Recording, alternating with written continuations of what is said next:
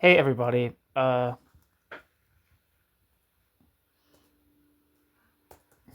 This is an article from a journal for the study of anti-Semitism.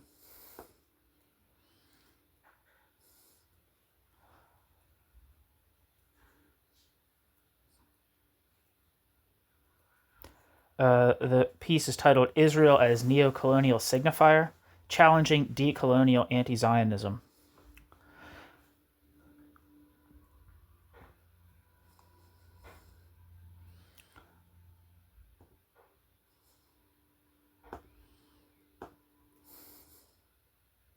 The author is Yulia Edthofer. That's my best guess at how to pronounce this person's name.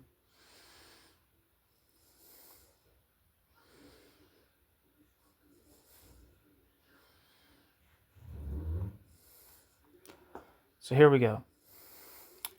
This contribution discusses post and decolonial academic perspectives on the relation of anti-Semitism and racism in the light of Holocaust and colonialism remembrance, and their contentious entanglements with political stances regarding the Middle East conflict.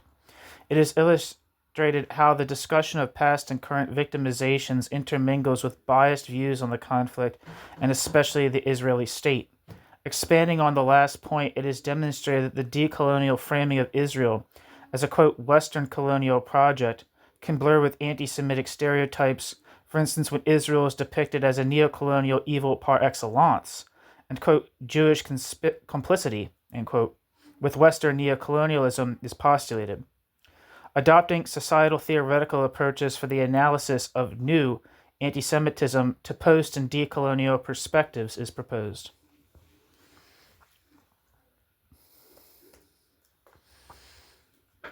Section 1, Introduction. The turn of the last century brought about a wave of anti-Zionist activism within global leftist politics. The Second Intifada in September 2000, the peace process in the Middle East definitely came to an end, and in the following year, the UN World Conference Against Racism in Durban showed massive anti-Israeli protests culminating in the claim to define Zionism as a special form of contemporary racism. A few days after the attacks on the World Trade Center on September 11, 2001, heralded the Bush administration's, quote, war on terror. The following attack on Afghanistan and later the invasion of Iraq led to growing anti-war organizing among left-wing social movements worldwide, and thus to global protest against the Bush administration in the United States, but also against the Israeli reaction to the Intifada. In the same period, post-colonial and decolonial perspectives gained ground in various academic institutions in the global north. First established in Anglophonic academia, the theoretical approach traveled to Europe during the 1990s and led to the emergence of post- and decolonial perspectives as an academic part of progressive leftist politics. Since anti-Zionism is widely regarded as the, quote, leftist ticket, big parts of the post- and decolonial spectrum take a critical stance towards Israel. Most prominently, such debates occur at the intersection of academic knowledge production and anti- or post-colonial political activism in the global north, predominantly in U.S., American, and British academia, but constantly rising with other European academic and artistic contexts, within other European academic and artistic contexts. The boycott, divestment, and sanctions movement, BDS, plays a decisive role regarding this conjunction. Footnote. See it's just a bunch of links to BDS stuff. End footnote.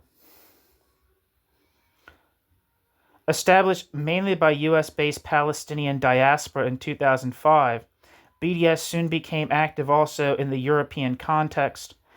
BDS peaked for the first time in 2009 following the escalation of violence in Gaza at the turn of the year, and again after the Israel-Gaza conflict in the summer of 2014. The decolonial perspectives in focus relate to BDS activism and thus can be seen as exemplary for such academic political debates. Symptomatic for this political stance is a, quote, correspondence theoretical view on contemporary anti-Semitism that considers, quote, new Israel-related anti-Semitism solely as an outcome of the Middle East conflict. Footnote. According to Klaus Holt's, quote, correspondence theoretical explanations of anti-Semitism disregard the fact that this resentment has nothing to do with, quote, real Jews and their actions, but seek to explain it partially by, quote, Jewish behavior. In doing that, the semantic construction of the resentment is confused with historical facts and social structures, which ultimately perpetuates the resentment.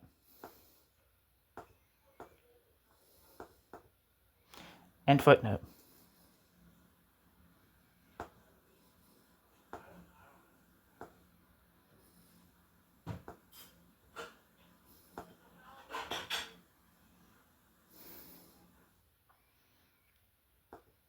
One second.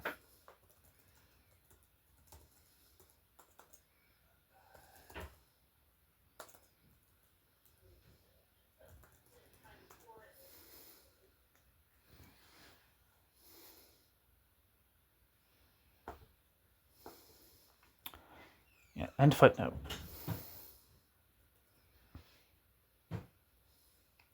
By ignoring the Holocaust as one historical reason for Israel's foundation, the Israeli state rather is presented as a U.S.-backed settler colony and is occasionally even framed as an outstanding, quote, perpetrator state and, quote, spearhead of the neo-colonial capitalist world system. In this context, biased views on current political events intermingle with narratives on the contentious relation of the Holocaust and colonial genocides. The contentious relation of the Holocaust and colonial genocides. The Holocaust is depicted as a hegemonic, quote, Western remembrance paradigm that would blank out the latter. Such, quote, competitions of victimhood form one part of the anti-Israeli narrative that frame Israel as a, quote, Western colonial project.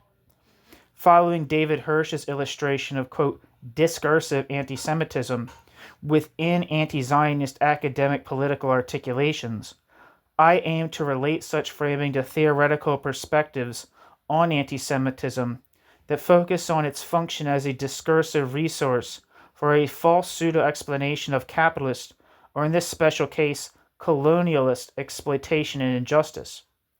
For this purpose, I correlate frame analytical methodology to theoretical perspectives on anti-Semitism and illustrate how anti-Zionism can blur with age-old anti-Semitic narratives.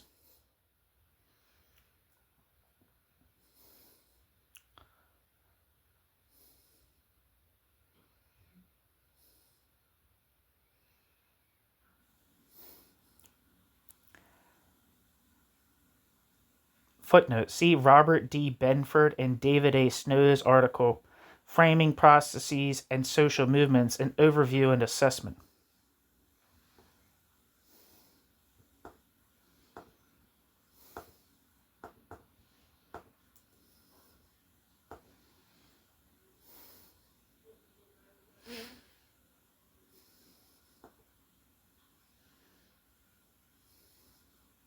New section.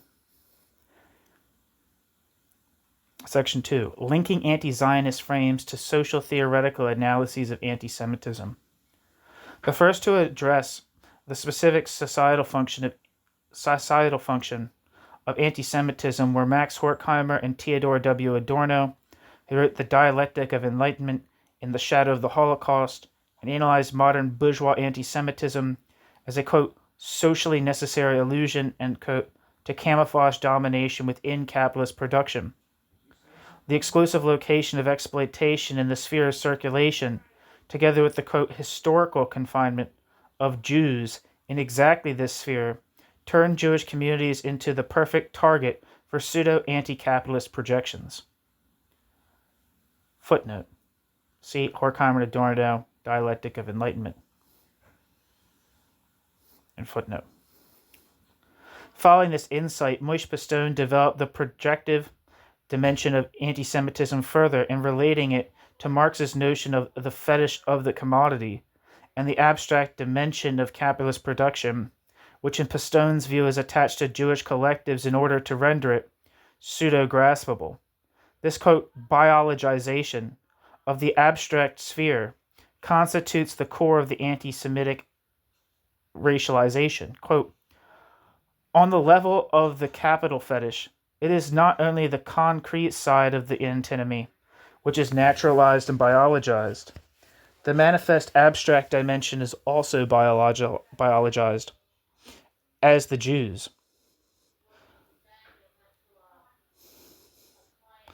The opposition of the concrete material and the abstract becomes the racial opposition of the Aryans and the Jews. Modern anti-Semitism involves a biologization of capitalism, which itself is only understood in terms of its manifest abstract dimension as international Jewry, end quote. Pistone, Anti-Semitism and National Socialism, Notes on German Reaction to the TV show Holocaust, published in New German Critique, 1980. End footnote. Since Jews were not only identify with the sphere of money exchange, but rather with the abstract dimension of value itself, the anti-Semitic ideology provides an all-encompassing pseudo-explanatory potential. From such a theoretical perspective, it almost logically serves as a discursive resource for, quote, explaining the modern capitalist system. Quote, modern anti-Semitism is characterized, ... by its claim to explain the world, a world which had rapidly become too complex and threatening for many people, ... The modern anti-Semitic worldview, ... is a form of thought in which the rapid development of industrial capitalism, with all of industrial capitalism's social ramifications, is personified and identified as the Jew, ... In other words, the abstract domination of capital, which, particularly with rapid industrialization, caught people up in a web of dynamic forces they could not understand, became perceived as the domination of international Jewry. End quote. Pistone.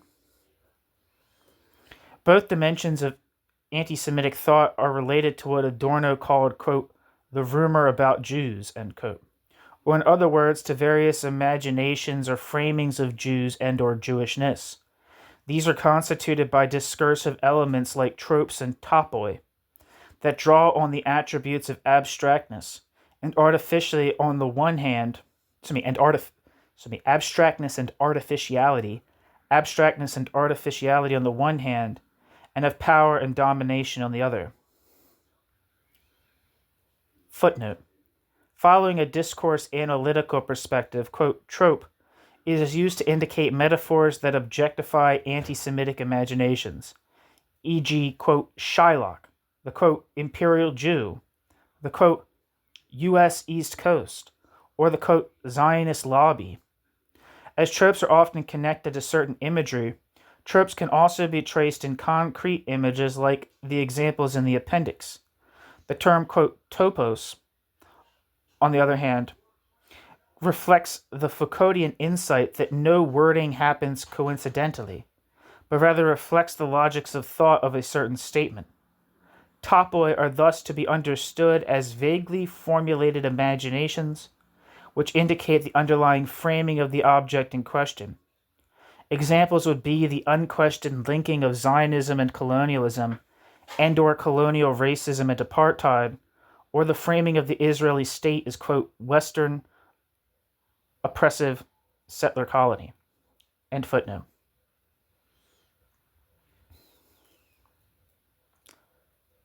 Pistone's first quote above very well illustrates one essential discursive element or, quote, frame of such a, quote, structurally anti-Semitic worldview, namely the false distinction between the sphere of production and the sphere of circulation into, quote, productive and, quote, parasitic capital, which basically corresponds to the opposition of abstract and concrete.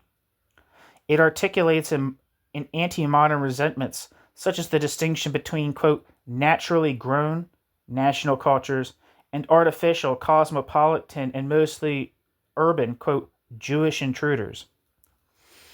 Associated with this is the distinction between, quote, exploited and, quote, exploiters, with exploiters being projected onto Jews, with the label exploiters projected onto Jews. The notion of the, quote, parasitic and, quote, disintegrating Jew can be attached to concrete figures, such as the famous merchant Shylock or Baron Rothschild, or articulated as a vaguer signifier that evokes the imagination of a bigger domination.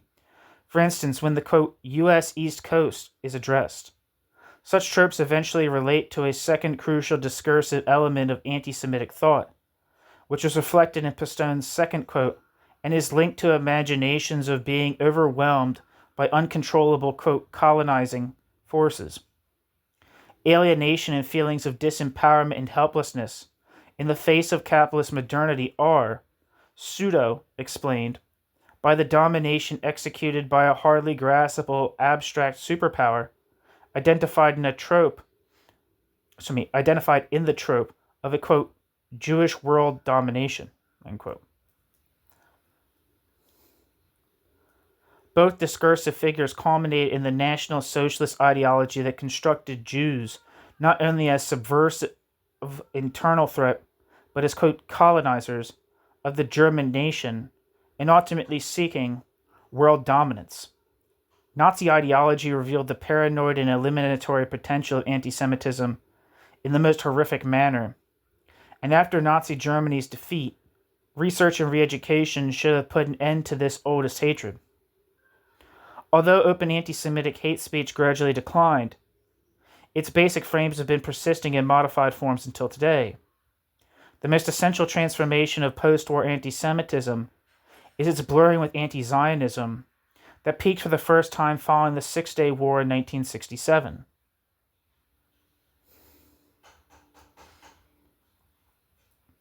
Since that time, anti-Semitic frames have formed a part of anti-imperialist and anti-Zionist discourse, raising anew in the wake of the Second Antifada.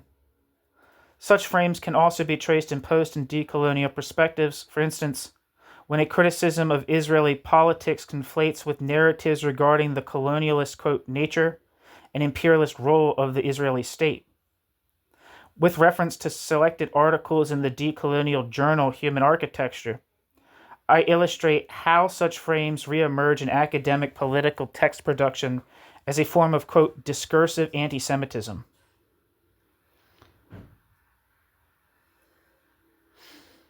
Focus is given to debates on the historical and current relations of anti-Semitism and racism in the light of the Holocaust and colonial genocides, and their anything but coincidental interconnection with recent developments of the Middle East conflict.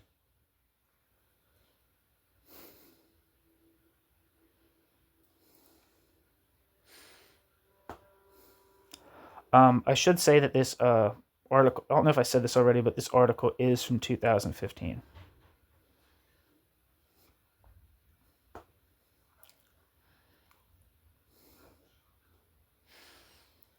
New section, section 3. De-colonial debates on new anti-Semitism in Israel in the shadow of the Holocaust and post-September 11th. As a reaction to the Bush administration's proclamation of a, quote, war on terror, following the attacks on the World Trade Center in 2001, post- and decolonial perspectives increasingly focus the question of neo-colonial geopolitics. As from 2006, scholars associated with the collaborative project, Modernity/Coloniality, and the decolonial journal, Human Architecture, organized 2 international conferences, both directly related to, quote, the post-September 11th new ethnic/racial configurations in Europe and the United States.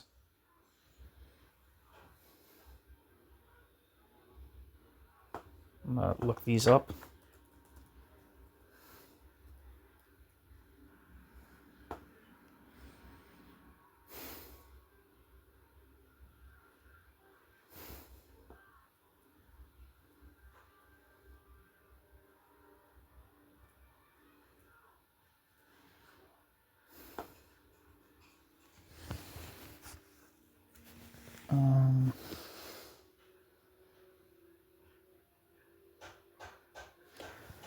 this website, globalsocialtheory.org, says, quote, modernity slash coloniality is a concept first used by Annibale Quijano and later developed by Walter Mignolo.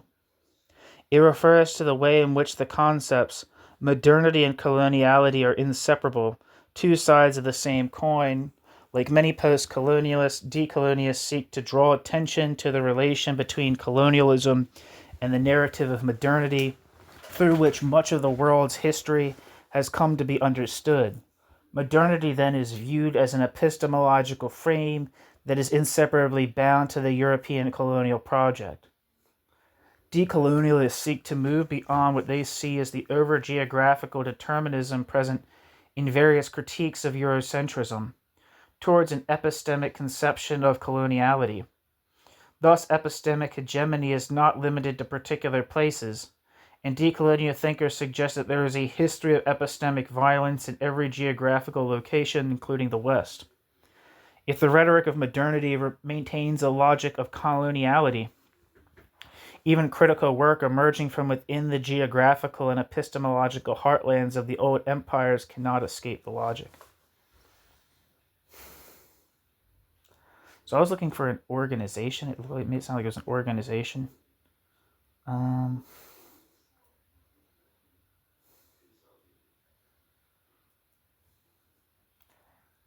what was the other thing?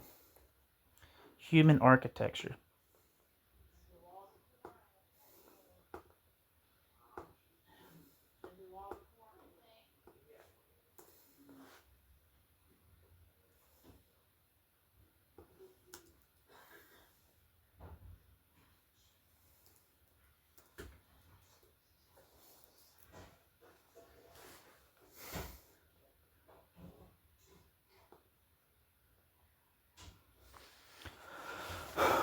I'm not sure if this is it. It says Journal of Human Architecture, Journal of the Sociology of Self-Knowledge.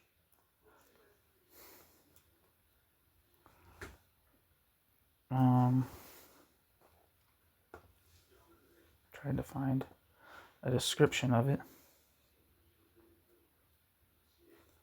It says Human Architecture, Journal of the Sociology of Self-Knowledge, is published by OKCIR, Omar Khayyam Center for Integrative Research in Utopia, Mysticism, and Science.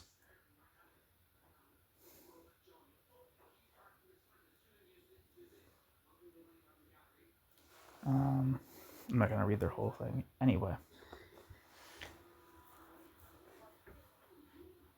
New section, section 3. Did I say that already? Yes, I did. Sorry about that. No, that's not where I'm starting from. As from 2006, scholars associated with the collaborative project Modernity/Coloniality and the de-colonial journal Human Architecture organized 2 international conferences, both directly related to the, quote, post-September 11th new ethnic/racial configurations in Europe and the United States. The first took place in 2006 and debated rising anti-Muslim resentment.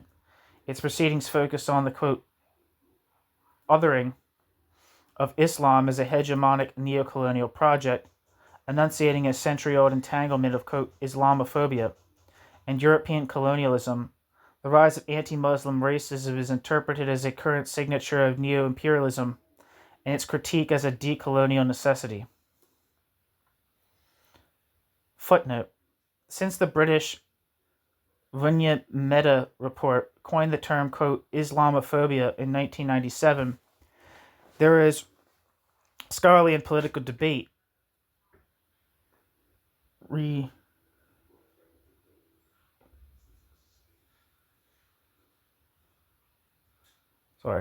anti-Muslim resentment, if denominated in this way or analyzed as racism.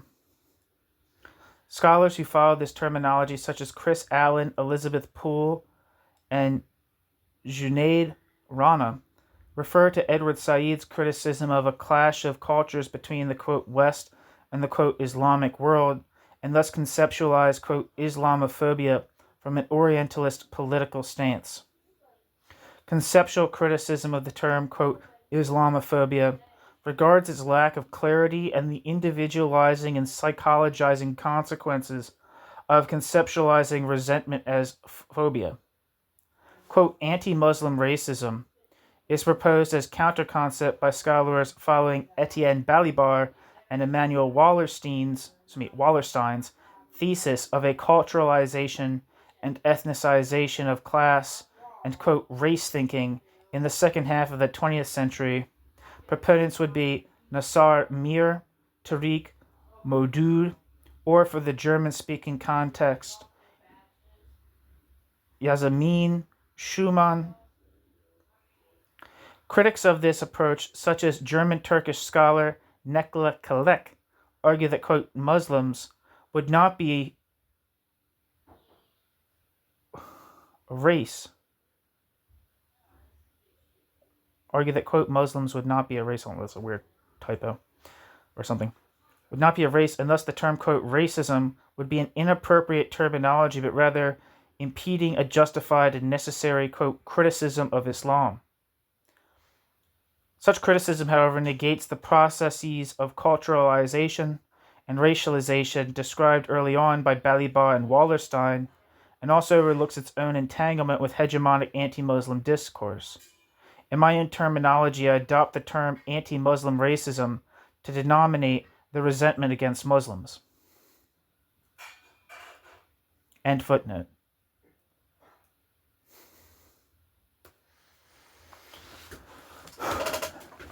Another footnote. See Mohammed H. Tamdgidi, quote, othering it, or Mohammed H. Tamdgidi's article, Othering Islam, published in Human Architecture, Journal of the Sociology of Self-Knowledge, Volume 5, Issue 1, 2006, and Ramon Gros-Fuguel and Eric Milans, The Longue Durée Entanglement Between Islamophobia and Racism in the Modern/Colonial Capitalist/Patriarchal World System, an Introduction, published in Human Architecture in 2006. End footnote. The second conference was organized in 2007 and addressed, quote, new anti-Semitism. The proceedings of this conference discussed the transformation of the resentment after Auschwitz and set a main focus on new Israel-related anti-Semitism.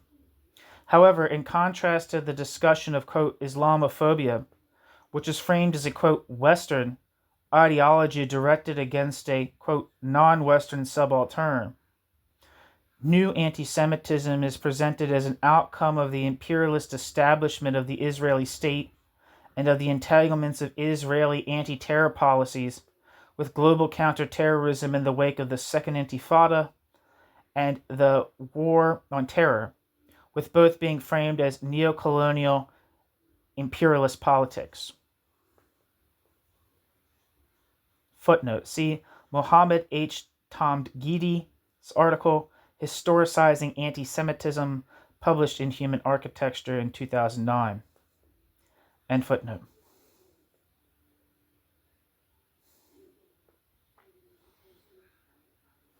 Selected articles of this special issue form the basis of my critique of de-colonial Israel criticism and its blurring with anti-Semitic stereotypes.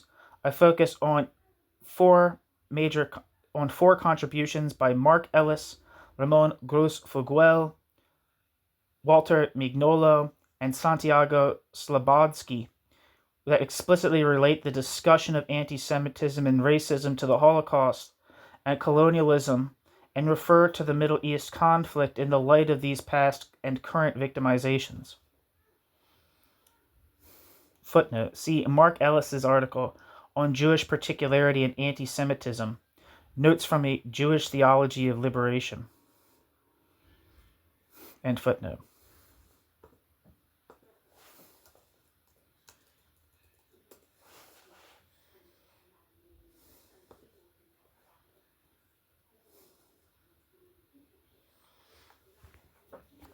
Wikipedia says Mark H. Ellis, lived from 1952 to 2024, was an American author, liberation theologian, and retired university professor of Jewish Studies, professor of history, and director of the Center for Jewish Studies at Baylor University. Mark H. Ellis was a visiting professor of several international universities, including the University of Innsbruck, Austria, and the United Nations University for Peace, Costa Rica. I've read this name before. Ramon Gross Foguel. I know he's like a literary scholar, I believe, at Berkeley. I think he said some pretty wild shit after October 7th.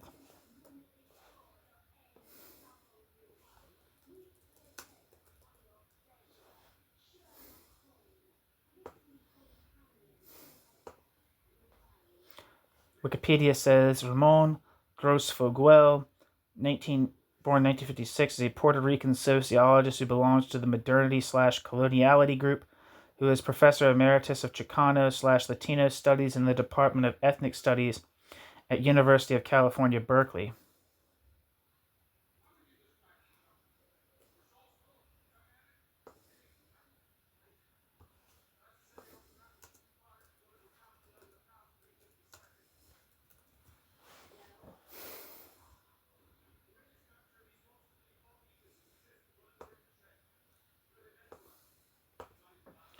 And Walter Mignolo.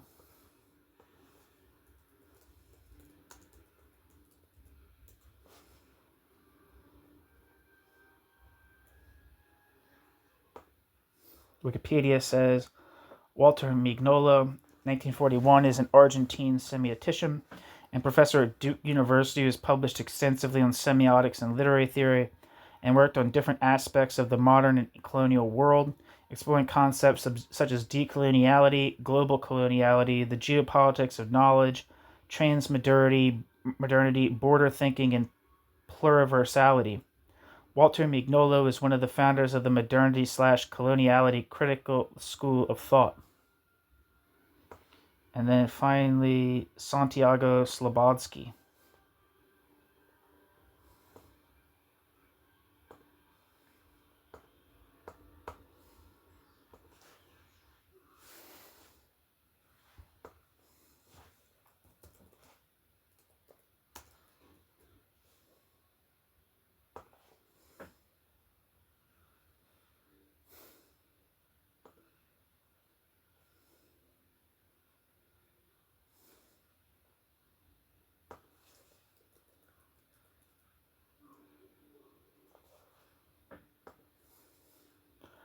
And it looks like Santiago Slobodsky is a professor at Hofstra University.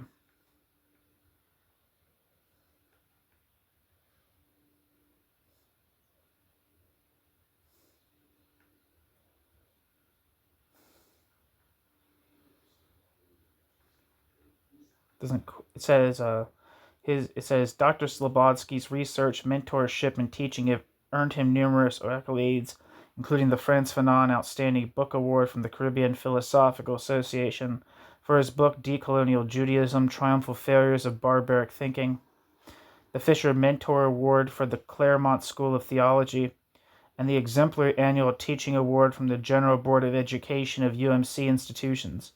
Currently, he serves in several leading scholarly roles, including founding co-director of the journal De-Colonial Horizons in South America, associate editor of the journal Reorient in the UK, and co-chair of the Religions, Social Conflict, and Peace Studies Unit at the American Academy of Religion.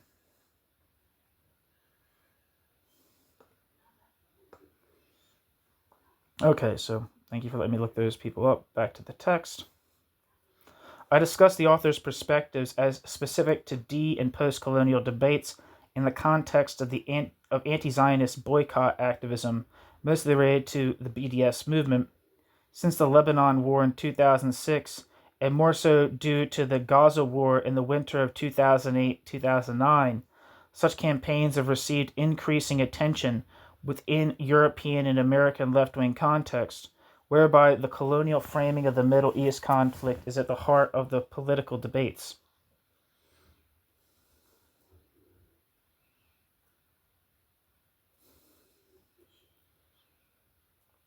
Footnote. See Camilla Bossi, The Anti-Imperialism of Fools, a cautionary story on the revolutionary socialist vanguard of England's post-9/11 anti-war movement. I believe that piece is on this channel.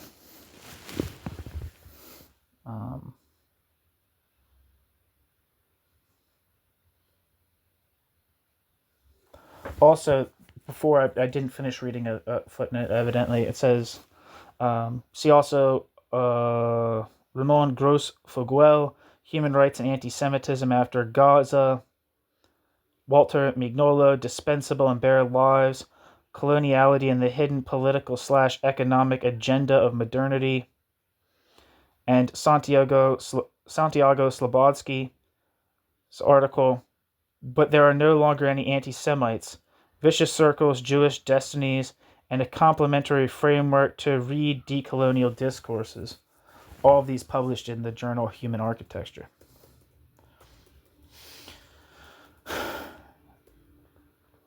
End footnote. Okay. It is in this specific political context that the texts of the journal Human Architecture are to be understood as de-anti-colonial political interventions. They posit themselves critical not only to Israeli politics, but also to the state itself. In mixing up theoretical discussions with criticism of Israel, polemic supersedes political analysis, and the lines between anti-Zionism and anti-Semitism can blur. Such blurring is most obvious in the contributions by the Argentinian literary scholar Walter Mignolo and the Puerto Rican sociologist Ramon Gros-Foguel. Walter Mignolo discusses historical genealogies of anti-Semitism and colonial racisms within the framework of the Holocaust and colonialism remembrance, and the latter, new anti-Semitism in the light of the so-called, quote, Operation Cast Lead, end quote. Starting with Mignolo's contribution, I illustrate crucial omissions and misinterpretations regarding the analysis of anti-Semitism and their linkage with Mignolo's depiction of the Holocaust as a Western Eurocentric remembrance paradigm.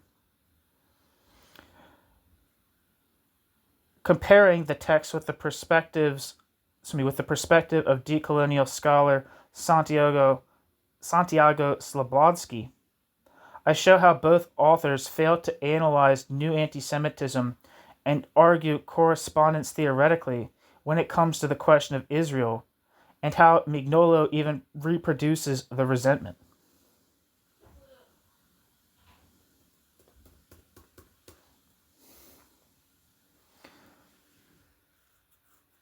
New section, section 3.1, Genealogies of Racialization, quote, Constantinian Jews and the Limits of Analysis.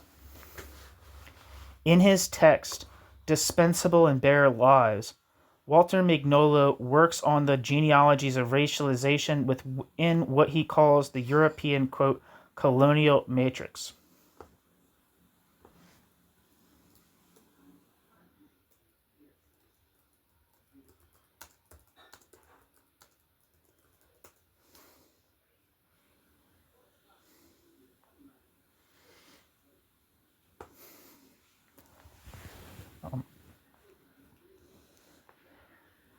Walter Mignolo analyzes the transition from religious othering to biological racialization starting in the late 15th century, and connects this development to the emergence of the imperialist colonialist world system.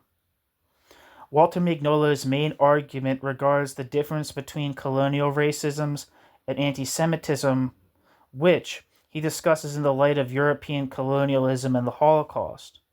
Whereas the first subjected individuals to commodification and found its culmination point in the slave system, the latter racialized Jews as prototypical others within Europe and culminated in the Holocaust. Drawing on Giorgio Agamben and Hannah Arendt, Walter Mignolo denominates the first type of racialization as, quote, dispensable, and the latter as, quote, bare lives. The author's following discussion of racist genealogies, however, shows problematic omissions and biases when it comes to the specificity of anti-Semitism and the interrelated analytical perspective on the Holocaust as a, quote, rupture in civilization. Mignolo, that's a quote, footnote, see Dan Diner, Zivilisationsbruch, Denken nach Auschwitz, published in 1988. I think that's like one of his big terms. The rupture in civilization is something Holocaust scholars talk about, or Dan Diner like coined. It's had some influence. That concept of rupture in civilization is an influence. Mignolo draws on Hannah Arendt's analysis of the connection between colonial, quote, race thinking and radicalizing anti-Semitism within late 19th century Europe, but misinterprets Arendt's analysis.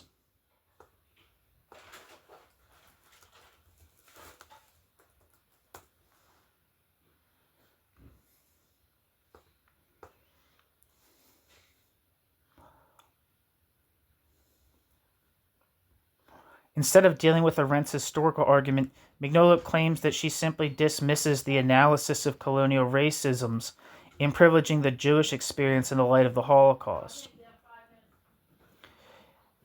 Walter Mignolo presents Aimé Césaire's postulate of the Holocaust being nothing other than a, quote, boomerang of colonialist atrocities and genocides coming back to Europe, as a non-Eurocentric counter-perspective to Arendt's view, and thus as the more adequate analysis.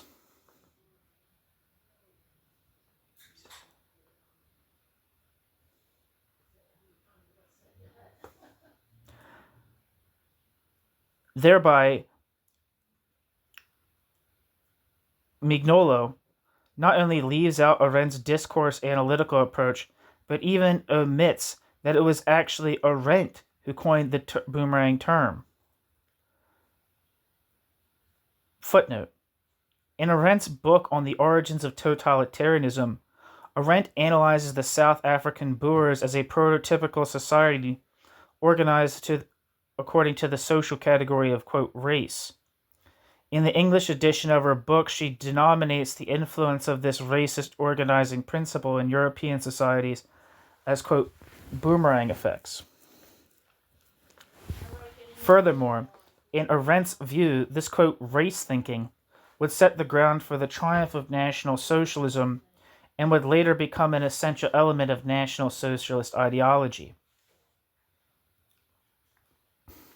See Arendt, The Origins of Totalitarianism, pages 158, 183, and 206, and footnote. Besides, Césaire's perspective has two crucial analytical consequences. Discussing the Holocaust exclusively as shock in retour of colonial atrocities and genocides leaves out Arendt's analysis of the specific nature of anti-Semitism. In particular, Arendt's insight that it is a distorted, quote, imperial, or, quote, colonial framing of Jews that constitutes one main dimension of anti-Semitic thought. In line with this, Mignolo's argument does not aim at an understanding of the Holocaust as a paranoid culmination point of the specific anti-Semitic racialization in Europe, but rather uses it to underpin Mignolo's criticism of a dismissal of colonial atrocities and genocides within, quote, Western remembrance discourse. In this sense, the author makes use of the Holocaust for his political argument that the Eurocentric focus on this special genocide would blank out Europe's sanguinary and deadly colonial past. This dismissal of the very functionality of anti-Semitic racialization ultimately relates to one core element of de-colonial misconceptions regarding the relation of anti-Semitism and racism, namely to the discursive, quote, whitening of Jewish collectives when compared with other racialized groups. Such deracialization that comes along with the framing of Jewish communities as being part of Western dominant societies is a common feature of post and decolonial perspectives with consequences on two levels. As illustrated just now, it is linked to a competitive view on past victimizations concerning colonialism and the Holocaust by framing globalized remembrance as a zero-sum game, in which the Holocaust would monopolize colonialism remembrance.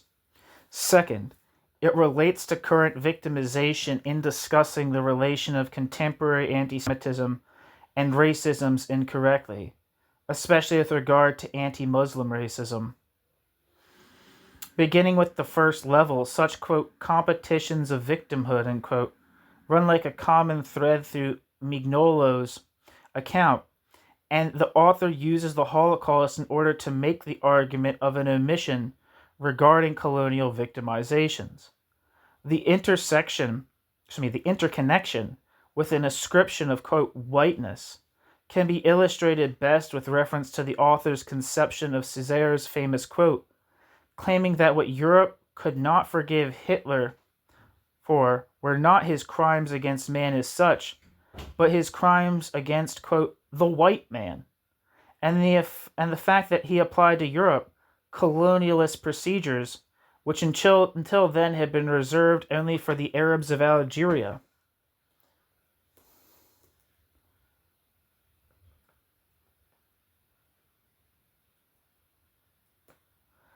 The coolies of India and the niggers of Africa. End quote.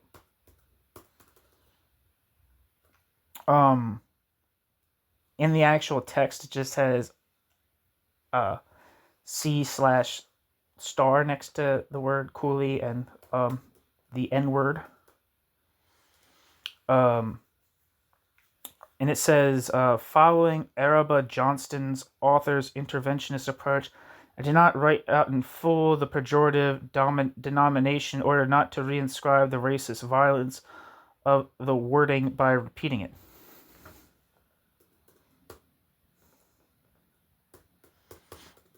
Interesting. I guess I look like a dick for reading it out loud. Anyway.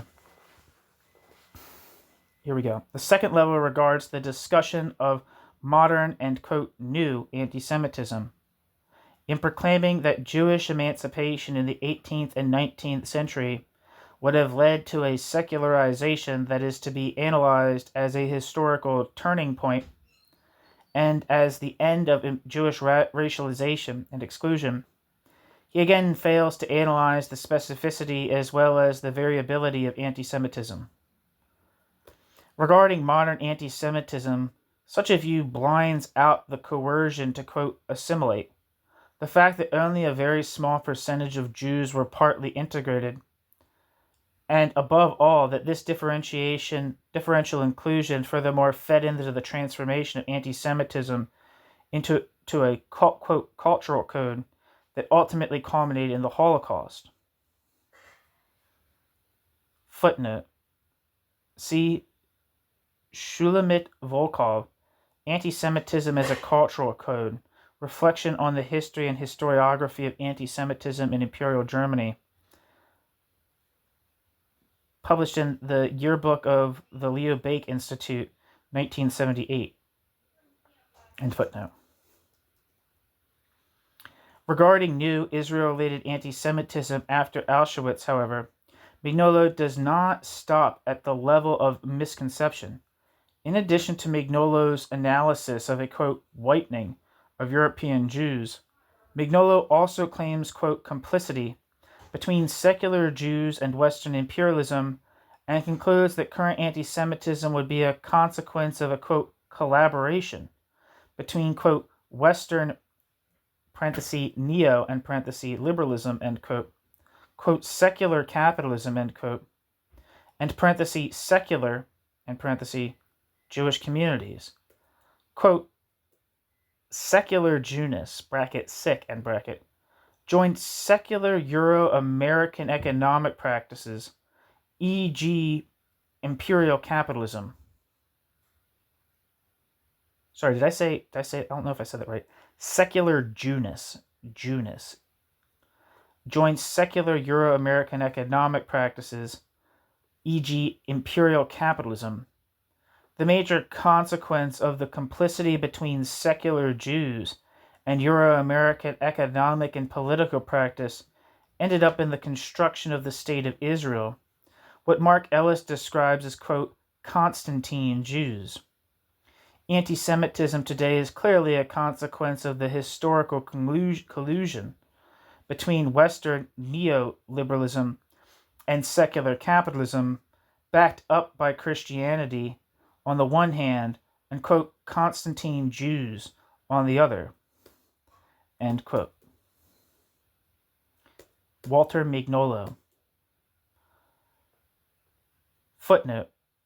Walter Mignolo adopts the term, quote, Constantinian Judaism / Jewishness, coined by U.S. American liberation theologist Mark H. Ellis, who differentiates between what he calls a, quote, Constantinian Jewish establishment, quote, progressive Jews, and, quote, Jews of conscience, with regard to inner Jewish political debates about Israel and anti-Zionism. Walter Mignolo, however, receives Ellis's terminology in a distorted way in reproducing it as, quote, Constantine Jewness. Quote, Jewness, though, is a pejorative expression. Related to Hannah Arendt, it could be translated as Jüdischkeit, a term by which she denominated the partial incorporation of anti-Jewish ascriptions as one possible psychological reaction to the constant exposure to anti-Semitism. End footnote.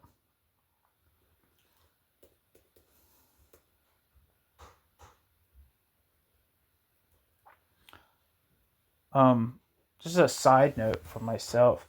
It seems like it's just like it never ceases to baffle me how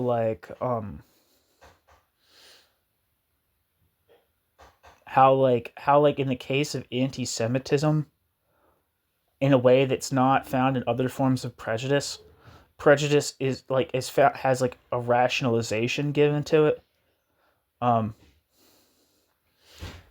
Not explaining like even like a particularly like a perverted logic of like a Nazi, not like saying like, oh, this is how the Nazis thought. It's incorrect, but this is how they thought. This is the logic of their thinking. People will say things. They don't even say things like that. They're like, yeah, if so many Jews weren't so terrible, people wouldn't be anti-Semitic. Imagine saying that literally about any other group. Like if I feel like, and like you shouldn't say that about any group at all. But just imagine like if you said like, oh yeah, Islamophobia it's just anger about 9/11. It's not about so like giving like some kind of like rationale reason to like an irrational prejudice is crazy, but people do it. Leftists do it consistently about anti-Semitism. Back to the text.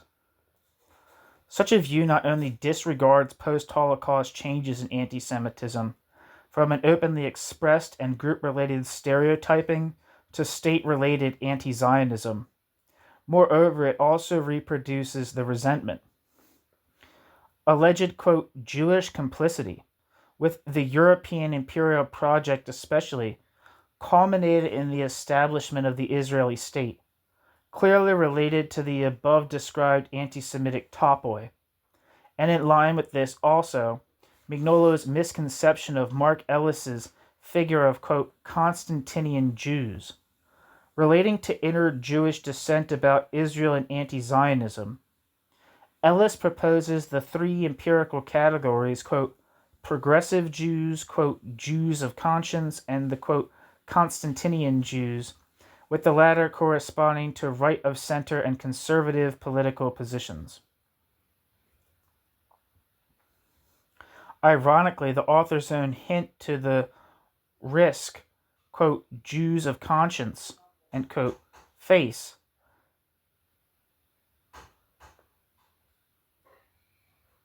namely that their criticism of Israeli politics gets twisted to fuel anti-Semitic prejudices, can be illustrated with regard to Mignolo's reading of the categories.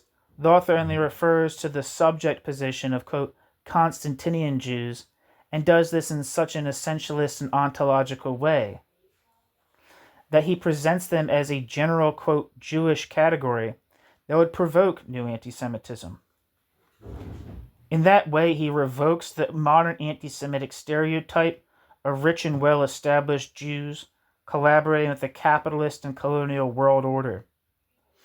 A frame analytical look on Mignolo's account thus shows how biased decolonial perspectives not only fail to grasp anti-Semitism, but rather reproduce anti-Semitism.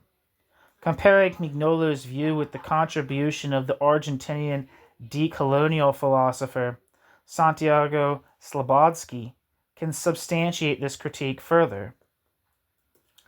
In the same issue of Human Architecture, Santiago Slobodski illustrates the historical legacies and post-1948 transformation of anti-Semitism from a decolonial perspective. Like Mignolo, Slobodski analyzes the biological racialization of Jewish collectives as associated with modernity and colonialism, but without missing the specificity of anti-Semitic racialization. Slobodski elaborates the changing role of what he calls the, quote, figure of the imperial Jew, end quote, within the colonial context. He illustrates that it shifted from representing prototypical otherness within Europe towards the role of being a, quote, pseudo-European and white proxy for a, quote, pseudo-European and white proxy for colonization. Drawing on Albert Memmi, Santiago Slobodski points out that the discursive shift came along with the not least very material placing of Jewish communities in an intermediate position between colonizer and colonized, which ultimately turned them into perfect scapegoats for colonization. Quote, rephrasing this phenomenon, bracket, the, quote, use of, quote, Jewishness, end bracket, from the 16th to the 20th centuries, the use of the Jew within colonial discourse takes the following path. The use of the Jew within colonial discourse takes the following path. First, the Jews are being projected as the paradigm of universal otherness to comprehend the foreign. Second, certain groups are separated from others in virtue of their, quote, Judaism, in order to reflect an intermediary and advanced form of imperialism. Certain groups are separated from others in virtue of their, quote, Judaism, in order to reflect an intermediary and advanced force of imperialism, end quote. Slobodski. In explicating the discursive function of Jewish racialization within the colonial and imperialist world system, Slobodski indicates the crucial difference between colonial racisms and anti-Semitism, namely the attribution of abstract power and domination, in this special case relating to the topos of an advanced force of imperialism, albeit also arguing from an Israel critical stance. Santiago Slobodski's argument thus critically engages with the anti-Semitic trope of the, quote, imperial Jew. Such analysis is of urgent need within post- and decolonial perspectives, as they tend to negate the resentment by advocating its supersession by, quote, Islamophobia, or even to perpetuate it. Footnote. See, for example, Ramon Gross-Fuguel's article, Epistemic Islamophobia and Colonial Social Sciences. published in Human Architecture, Journal of the Sociology of Self-Knowledge in 2010. End footnote.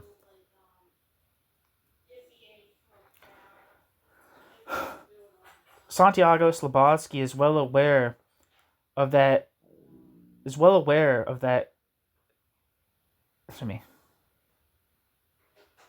Slobodsky is well aware that there is a lack of theoretical understanding of anti-Semitism within anti-Zionist, post- and de-colonial perspectives. In Santiago Slobodsky's view, quote, the critique of ... the ticket of the colonial knowledge engages only partially with the problem. It does trace Jewish responsibility, but does not include a full analysis of the function of its figure, bracket, i.e. the discursive figure of the, quote, imperial Jew, end quote, end bracket, in colonial discourses, which might reveal new hints regarding racialization, end quote.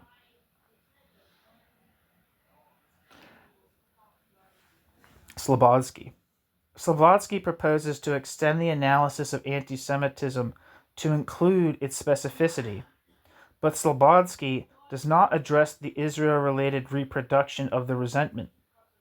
Santiago Slobodsky analyzes the trope of the, quote, imperial Jew as anti-Semitic, but fails to transfer this insight onto the colonial framing of the Israeli state and does not address biased narratives regarding Israel as symbol for neo-colonial oppression. In order to fill this gap, I illustrate intersections between such imperial narratives and de-colonial anti-Zionist stances.